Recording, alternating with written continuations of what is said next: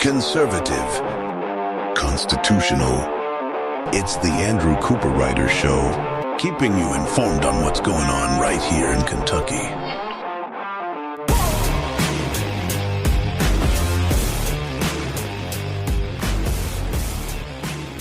Today on the Andrew Cooperrider Show, we're going to venture a bit into national politics, but don't worry, we're still staying Kentucky-centric as I go over an event I attended over the weekend where Rand Paul called out Ukraine funding as a middle finger to America.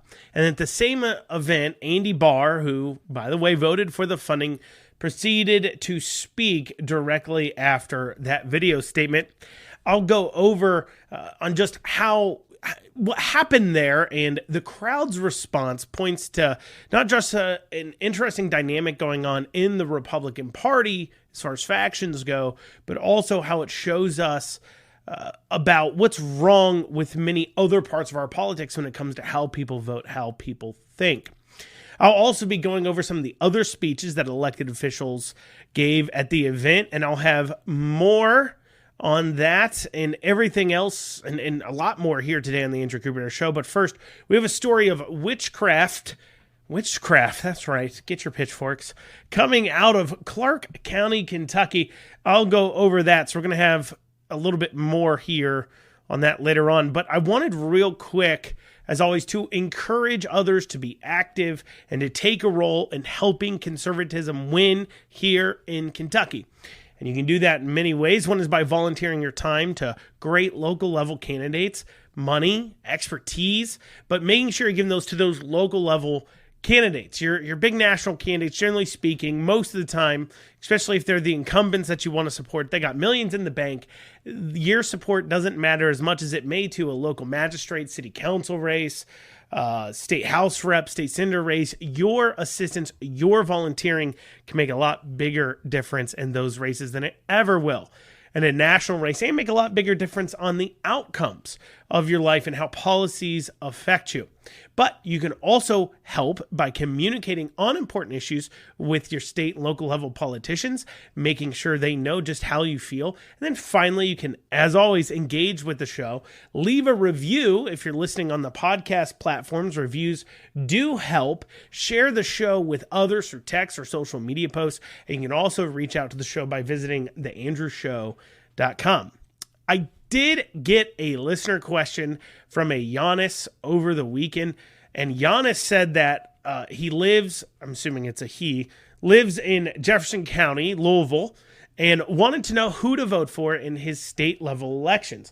And I want to answer your question, Giannis, and I wanted to let you know that I will be answering that for you, though, tomorrow. But I thought this might be another good moment or chance for me to engage with my listeners. So I want you all to let me know as I'm working through the next couple of weeks leading up to those primary elections on the 21st. Let me know if there's any more local level elections at the state house or state senate that you would like me to weigh in on. The more hyper local elections, such as your magistrates or county councils, even sometimes your local judges. I may not know your local level issues as well as the state issues, so I won't be as maybe necessarily helpful with being able to wade through the issues with them, who you should vote for there. But if I get several requests on the same races at the state level, I'll reach out to those candidates and ask for them to come on for a candidate forum / debate of sorts. I can challenge them with some hard questions, and trust me, I can put some candidates through the hoops as we figure out what they stand for. I actually had a interesting interaction over the weekend with a candidate running for office. He came up to me and to ask for my support or to engage with me on his election. And I started to ask him some questions and discuss some of his viewpoints. In this case, it was on gambling and the way that it's handled in the state. And those of you who listen to the show know I'm very well versed in many state level issues. And the candidate quickly realized that as they wandered into a conversation with an individual and they were not prepared for it, because as they listed out their positions, I was able to challenge them, and our conversation devolved into me bringing up things like Keeneland and Churchill Downs P&L reports, which kind of went outside the parameters for what I think that candidate was expecting. So if you want to hear some candidates get asked those hard questions, reach out to The Andrew Show, The Andrew Cooperrider Show, by going to theandrewshow.com. You can click the contact tab there, theandrewshow.com, or you can email info@theandrewshow.com with your requests. And as I said, if it's apparent there's a large amount of interest in one race or another, I will ask those candidates to come on the show. I can't promise they will answer, but I will ask. But once again, Giannis, I will answer your question tomorrow. So now on to Witchcraft. Exciting. So I was scrolling the old worldwide waste of time on the web there, and I came across an article from LEX 18 with the title of Clark County Business Accused of Witchcraft. Owner says it's not true. They are not a witch. Now, I could tell from the comments that no one listened to the story or read the article, but with a title like that, and of course the comments then that were on it, you would think that what happened was all the town folk got together, they grabbed their torches, they grabbed up their pitchforks, lit the torches, and went to this store trying to burn it down, and with a witch inside, or tie her to a stake and burn her down like we did in Salem. But that's not really what happened here at all. In fact, the actual story is far more reasonable, mundane, and almost a non-story at all. But with that in mind, we'll take a look. Now, this story is about 3 minutes long. We're going to work through it. I'm going to do a start-stop kind of commentary, so we're going to play some parts of it, and I'll go through some things about it. So let's start off here. LEX 18 news story. Let's start and see how they begin this off here. Good evening, I'm Megan Mannering. And I'm Larry Smith-Glad. You're with us. A Clark County business that will celebrate its one-year anniversary in June got some unexpected backlash this month. The Crystal Coven Mystic College has been accused of practices that its owner says simply aren't true. LEX 18's Rachel Richardson sat down with the owner and a local pastor who attended a community meeting yesterday. She takes us to Winchester in tonight's big story at 6. I have a multitude of stones, crystals, jewelry, incense, herbs, spices, teas. Crystal Coven Mystic Cottage has been in Winchester for a while. Now, you may notice that, of course, when they first introduced it, they really kind of botched the name of the store. And then at the end there, they kind of mentioned it, but that's the last time they're going to mention the name of this store. And I want to point it out to you, because the name of this completely they promise, witchcraft store is the Crystal Coven Mystic Cottage. Now, there might be a reason they're mispronouncing the name or just kind of trying to not mention it. I don't think you'll hear it ever again in the entire rest of the story. The entire story is about this store, won't get talked about, because they're hoping you kind of ignore what the place is called. Because remember, the headline here is that a business is being accused of witchcraft, but the owner says it's not true. And the crux of that story, and we know this from the headline, would be then that the people are completely crazy to even think that she would be practicing witchcraft. So why would hiding the name be important then to their story? Well, perhaps it's because we already know we're in for a doozy of a dishonest story when the name of the shop tells us exactly what's going on in there. So, the Crystal Coven Mystic College. We know what the words crystal means. We know what the word the means. But what about the word coven and mystic? What are the definitions to those words, and how does that blow a hole in this entire story?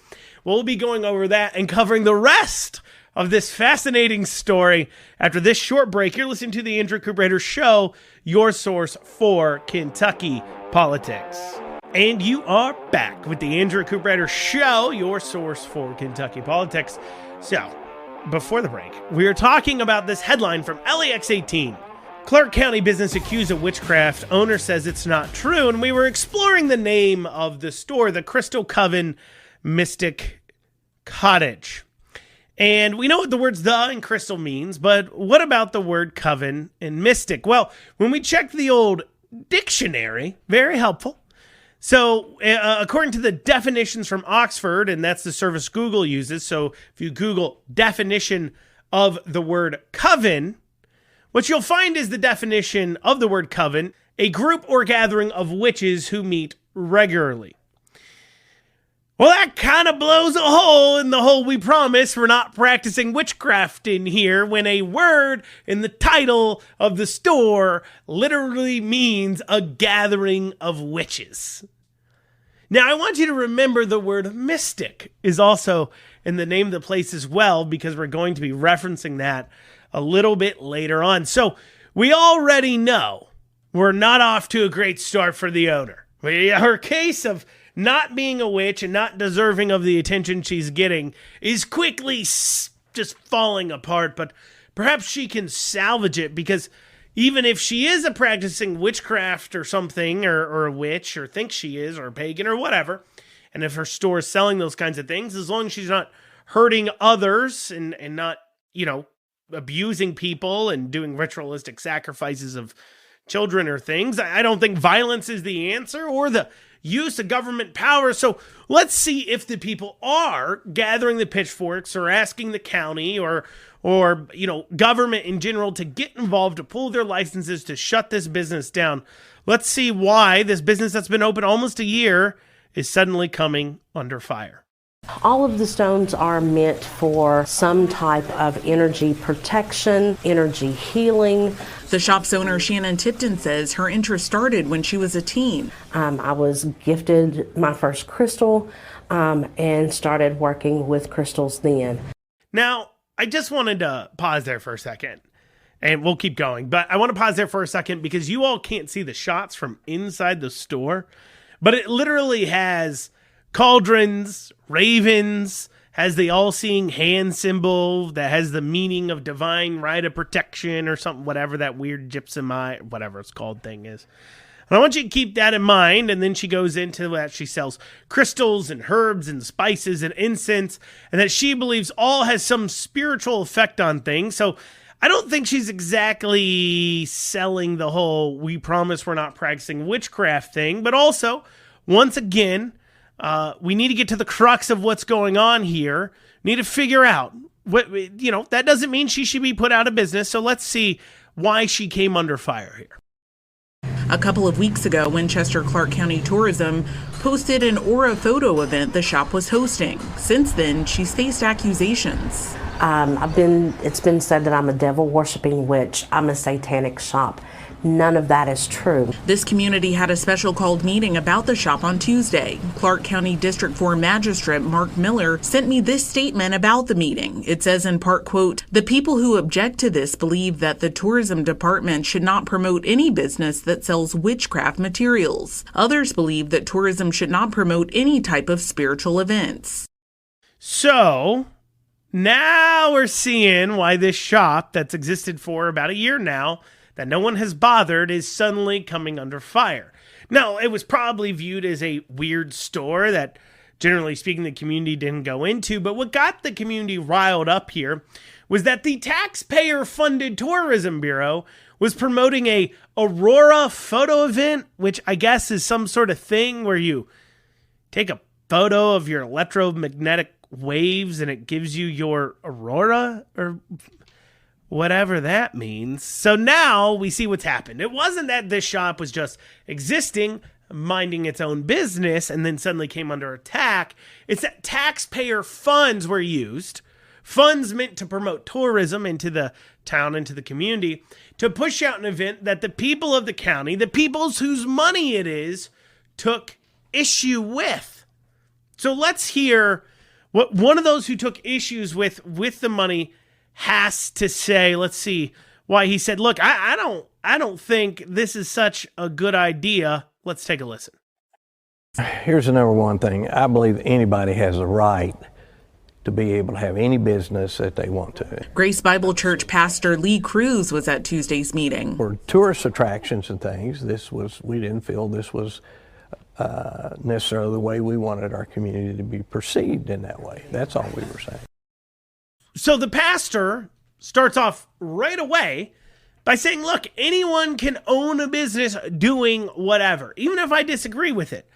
which is right. But based upon the comments on the socials on this story and what we see oftentimes when we go into this realm of people who are conservatives having opinions, what we so often see from the liberals is, oh, these conservatives shutting things down, so much for their belief in liberty and freedom and live and what live.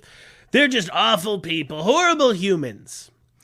And, this is why, as of recently, I've kind of shied away from using the term like libertarian or even liberty sometimes, because you've idiots out here like this, like these leftists that just absolutely, they're just incredibly dumb. They think if having a viewpoint, just having a viewpoint on what someone else is doing is somehow a violation of the freedom of others, and it somehow too goes against your belief of liberty and freedom.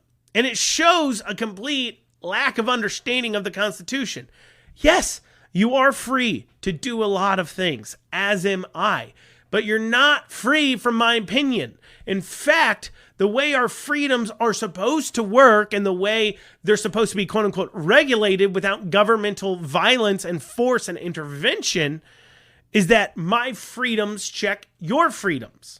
It's like the regulation. So in the same way that the crystal witches, cottage worship crystal store, whatever it is, the same way that someone can stand outside protesting them is the same reason that the store can exist. As long as the person protesting doesn't use violence or try to use government to shut them down, they're both doing what they should be allowed to do. And it's the regulation. The other person's free speech is the regulation on what other people do without needing to run off to the government. If you believe in liberty and freedom, if you believe in small government, if you believe in government not doing too much in our lives and getting out and less encroachment, less regulation, you must believe in freedom of speech where people get to voice opinions. You must believe that a person must have and should be loud about their opinions when it comes to places and products and businesses and people, because that's how we regulate them in lieu of the government. We let the people decide through their dollars, through their actions, through their voices. That's how it gets done. But you have just absolute morons out here that believe you can't have an original thought that they don't approve of. And if you do, somehow you're violating the Constitution or violating a principle you espouse to have if you say that you have a principle of liberty and freedom. Now on to, though, his other point about how this is just not how they want the community to be perceived. So you have the right to operate your business however you want to. But the moment now you've engaged and asked for taxpayer-funded things, taxpayer money, to come in and help promote your business or to be involved in your business, you have invited in now the opinion of others on whether or not that should happen. You don't get to just go to them and take their money. They get to have an opinion now on it. And so on top of the point he made, hey, do whatever, I just have an opinion on it. I don't want government to shut you down. He's saying, look, this is not how I want our tax dollars to be used for our community to be perceived. And so obviously if you're going to have a tourism bureau here, which, and I don't want to beat a dead horse, but tourism bureaus are mostly useless and a waste of time. Why? Because the business actually making a profit should be the one promoting themselves and promoting what they're doing, not government collecting up taxes to basically be the marketing arm for private for-profit businesses. But unless these groups are actively putting on fairs and festivals for the community in order to bring outside people in, they're not even really pushing for tourism. Like, who that lives outside of Clark County was like, oh, a crystal witch taking aurora photos in Clark County. Let's get over there and check it out. And even if there was 10 people who don't live in Clark County that now traveled into that community to get an aurora photo taken, they aren't creating jobs in your area. They aren't contributing to your community. So if you insist on having a tourism bureau, there are obviously limits that need to be in place on which businesses they promote. After all, this is tax dollars. And this is a group who's supposed to bring in commerce to the county and help promote the area. If there was a strip club in the community, if there was a strip club in town, would you want your town to be promoting that actively in their tourism? Do you want to be known as a place that has strip clubs and porn stores? I'm sure it might bring in commerce to the area, and these are businesses after all. Should they be allowed to advertise their amateur nights on the taxpayer-funded dime through the tourism bureaus? Of course not. Unless you literally hate your community and are insane, you don't believe that the tourism bureau should be promoting things like that. So where should the line be drawn? You do agree there should be a line, but where should it be drawn? Now, in this, we saw that community people suggested that, hey, maybe we just don't promote any kind of religious events at all. And that might be a good point. We're doing for sure. But the Mystic Coven of Crystals, or whatever their name is, Cottage of Covens of Crystals, their claim is they aren't witchcraft or pagan worship, and they aren't religious. And the way the headline and article are wrote, the arguments kind of against it don't really make clear. So we'll be going into that a little bit more after this short break. You listen to the Andrew Cooperrider Show. And you're back with the Andrew Cooperrider Show. We've been digging into this story regarding a store in Clark County that's come under fire called the Crystal Coven, the Crystal Coven Mystic Cottage is what it's called. And they say they're not witchcrafts and they're not witches, despite coven, which literally means a gathering of witches, being in the name. But regardless, we've heard now from a community pastor that says, look, I just don't want my tourism dollars being spent on this. I think it's out of control. I don't think it's accurate. And that's what the community, when she started experiencing pushback, that's what they were pushing back on. We don't want our dollars to be spent funding these things. That's our belief. And so one of them said, look, we shouldn't spend money on religious things at all. But the owner of this shop, Shannon, somehow claims this isn't religious. She's not a witch, while at the same time claiming she is somehow protected under religious freedom. It gets really weird here. It's especially weird to claim you're not a religion, you don't have religious beliefs, when the word mystic is in your name, which literally means a connection to a divine power. So the name of the place, if we remove some of the words that aren't as familiar to people, so it was the Crystal Coven Mystic Cottage, but if I actually put in the definitions of this thing, it would be literally the crystal gathering of witches to connect with a divine power in a cottage. That's what their name means. That sounds pretty religious practicey to me, and it also sounds exactly like witchcraft. So let's finish this up. Let's hear how Shannon the witch, but not the witch, but the witch, but says she's not the witch, defends her position of how she promises she isn't religious, isn't a witch, and her store should be promoted just like everyone else's. Let's hear what she has to say here. Shannon shares she's disappointed that no one reached out to her directly. She says texts, direct messages, and emails circulated instead. She's not the only one affected. I have folks that are afraid to come in. They're afraid that they're going to be targeted. I've had customers to be messaged, to be told that they're going to hell. It's not so much a moral issue as I believe that the good Lord, if He wants us to bless our community and bless what we're doing, then as a result of that, we have to do the things that would bring blessings to us. Shannon says this is an alternative practice for healing, for health. She thinks people have the wrong idea about this lifestyle. We are all given freedoms of religion, freedoms to believe the way that we do, to be able to share what we believe in. But when we do that, we need to make sure that we are doing that in love and light, and not using those freedoms as a veil to hide behind. So Shannon wraps up saying that she has freedom of religion and beliefs, which doesn't exactly fight the whole narrative that this is a religious witchcraft thing that the taxpayers originally had the problem with in the first place. And neither does the fact in the video really ever in the audio, maybe in the article, we see that the argument about how they're not witches isn't really made. In fact, what we actually see is a literal witch's hat that is for sale at the Coven Cottage. Like in the, you guys are hearing the audio, but in the video, we literally see a witch's hat that they're selling. But she says that if people disagree with her, well, they better be her version of nice about it, or else they're just hiding behind a thin veil of freedom of speech and religion. She said thin veil. Now, you have the freedom of speech, according to Shannon, but, you know, if you're not nice about it, then, well, you're just using that as an excuse to say something that I disagree with because you're not being nice enough. You're just not being nice enough.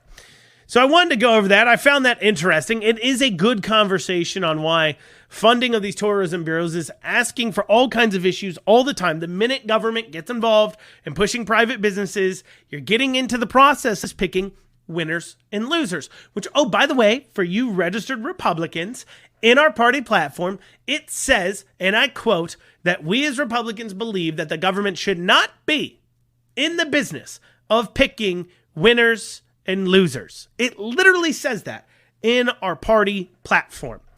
And so for those of you Republicans listening to this that think to yourselves, well, economic development's great, and I love tourism bureaus, and I love all this, and I love government somehow taking money out of people's pockets and then giving it to promote private businesses. I just love that stuff.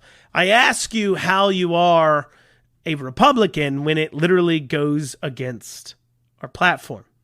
But speaking of Republicans and platforms and what the purpose is, I attended this event over the weekend put on by Fayette County Republican Party. It's their Lincoln Day dinner. Reagan Day dinner, I think, is what they call theirs.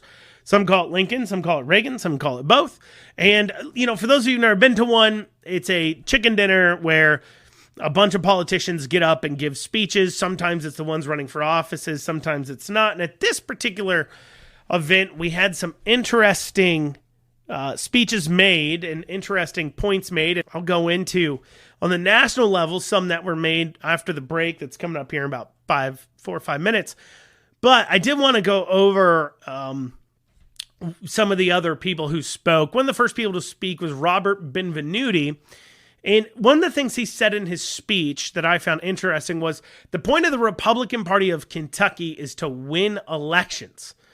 That was something he said, and I think that's worth dissecting or at least talking about real quick, because as I brought up into this show, the real schism going on right now in the Republican Party amongst the apparatus, amongst Republicans in general in current office seats and current positions, is what is the point of the Republican Party, or what is the point of being a Republican?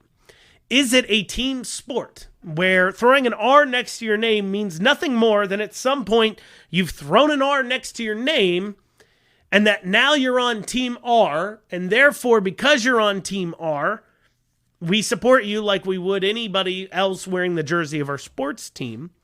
Is that what the point of political parties are, and is that what it means to be a Republican? Or does being a Republican, and is the point of the party not to just quote unquote win elections, but to forward the Republican Party platform? If it is to forward the Republican Party platform, well, then you have to be faced with a question.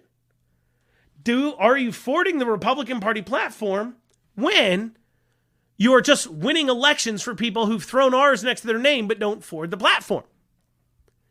That is the real schism. That's the real problem. And that's, I think, the conversation of our time. And that's kind of the lens I want to adopt as I talk about some of the other things, where we have to remember these people are Republicans, and they're supposed to be forwarding the Republican Party platform. Now, when you go to these Lincoln Day dinners, you'll see that every single constitutional officer of Kentucky, so that's the governor, if a Republican governor was, lieutenant governor, treasurer, auditor, secretary of state, agriculture commissioner, and attorney general are constitutional officers, and they get to speak, if they're Republicans, at every single Republican Lincoln Day dinner. And really, that is why you see kind of like a lot of the constitutional offices that aren't governor are kind of the farm league for higher run offices on the state level, because it's a way to, a lot of people you see on there will run for Congress or Senate or governor at some point, because it's a way to get your name on the ballot statewide. It's a way that you get to go to, a Lincoln Day dinner every single weekend pretty much and talk to a group of 100 or 150 or so Republicans and build up your name ID with them, things that, it would be expensive to try to buy if you're going to be a quote unquote political outsider. So that's something important to see. So we did hear speeches from all the constitutional officers. I'll go over some interesting points with those. And then I will go over a video statement. I'll play a chunk of that for you that came from Rand Paul, which was interesting when you consider the fact that Andy Barr, the 6th District Congressman, the congressman over Fayette County, also spoke at this same event, and he has a diametrically, completely opposed position to Rand Paul, and we'll go over what the crowd's response was and what this means for the dynamics of the Republican Party into the future.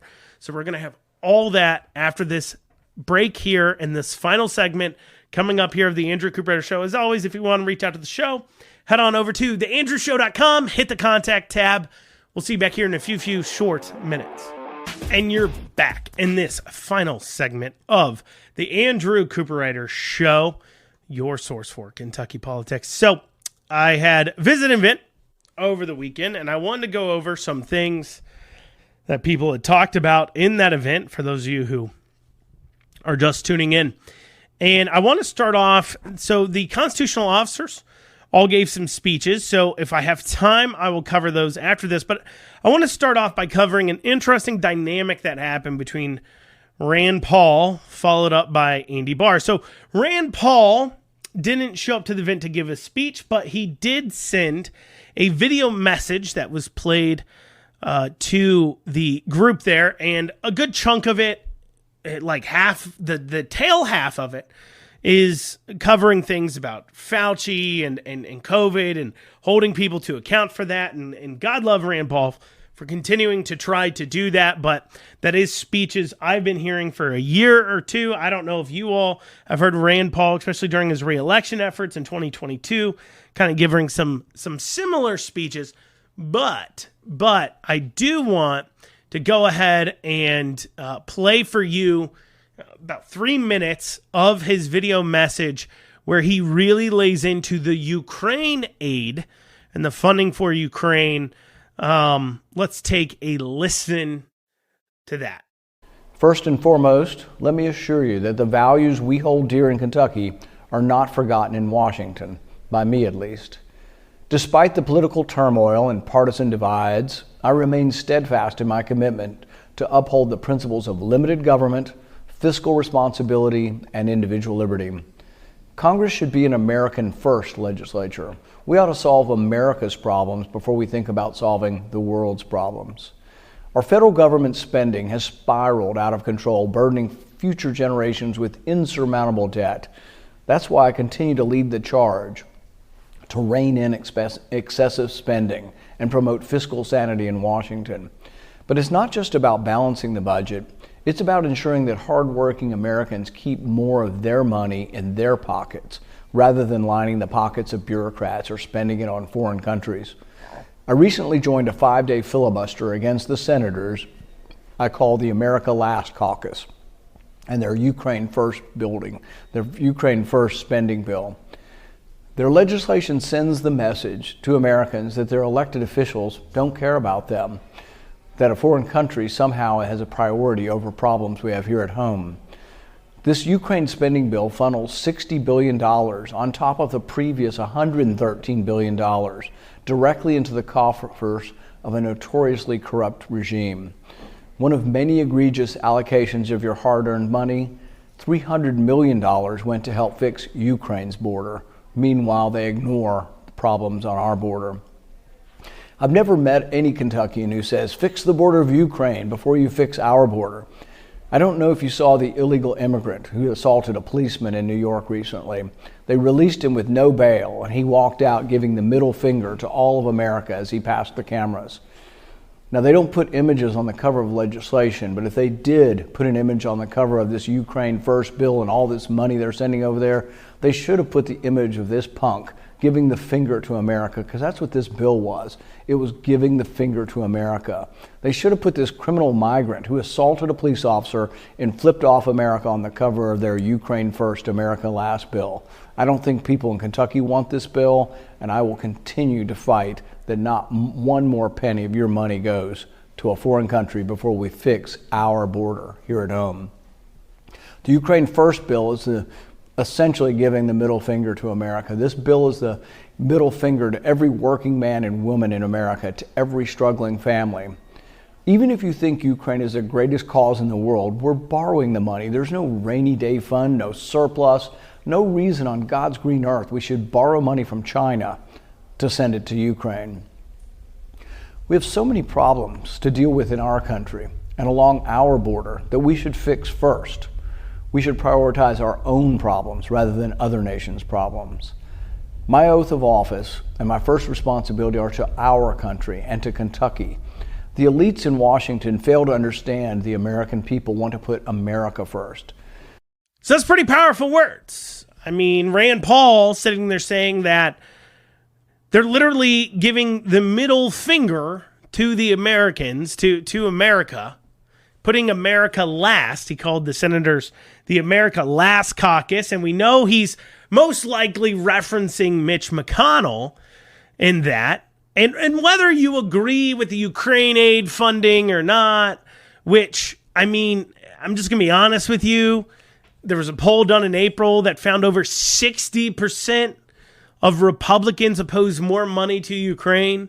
And the reasons why they would feel that way aren't hard to guess. Mostly because we've been at it for years. Nobody has really conceptualized a really good reason why we're there. They forward ideas like, we got to stop Russia here. And, do we? I mean, what is the actual chances that Russia ends up invading like more European countries? Like if we don't stop Ukraine, stop Russia and Ukraine, is Russia going to invade like Germany next or something? And I'm not going to go into geopolitics and world history, but there are some different reasons why Russia would invade Ukraine and not invade the rest of Europe. Just because he invaded Ukraine, it doesn't necessarily indicate that he's that Putin there is trying to take over the world per se, but he could be. I'm not saying there's no chance. I'm just saying that we haven't really heard a good conceptualized reason why America specifically should be shelling out billions of dollars in this cause. I mean, countries are invaded or taken over or have violent revolutions all the time across the world. It happens literally all the time. And America, most of the time, doesn't get involved in those conflicts, but suddenly we find ourselves involved in this one. So that's part of the reason why. But the other reason is because it's kind of seeming to be an endless black pit of spending for some Republicans. Like I said, whether you support the Ukraine funding or not, it doesn't per se matter to our discussion here. What matters is that a large amount of Republicans oppose this. And what matters is that you can understand that they haven't been told why we're there. We haven't been given an off-ramp. We haven't been given a goal even. Like when do we stop spending money there? And then meanwhile, I'm just going to be honest, a lot of people are struggling to put food on the table. We've had some pretty massive inflation over the last 5 years. Americans have less and less money. We have more and more debt personally. We have more and more debt as a nation, and we can't get it done.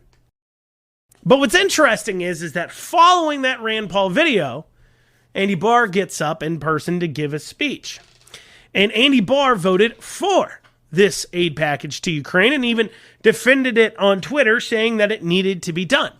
So you'd think somebody who feels so strongly voted for it and actually defended it on Twitter after having seen that video calling out the funding is putting America last, he would stand up and want to defend his position as he's, one, falling out of favor with a lot of people, but two, and importantly, we all know that Andy Barr is eyeing up running for that McConnell Senate seat in 2026.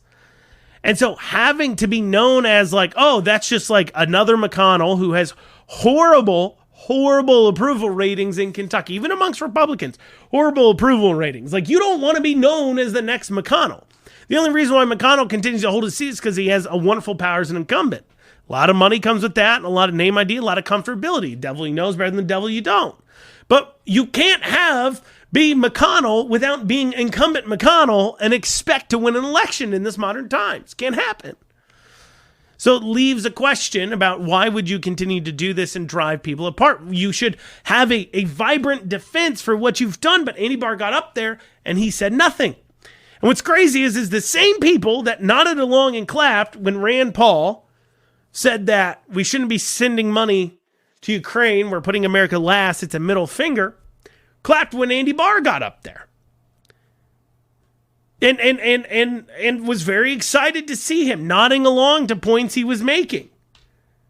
And that, I think, is an overall conversation about the state of our politics. Why do we keep getting what we're getting? Because you have people that would agree with what Rand Paul just said. Yeah, they're putting America last. Yes, this needs to change. And then turn around, clap for, and most likely vote for Andy Barr, who literally voted the opposite direction. And it makes no sense about what we're doing here. What are we doing? Are we suicidal as voters? I don't know sometimes. Well, y'all, that's what I got time for today on the Andrew Cooperrider Show. We'll be back here tomorrow. Have a great rest of your day.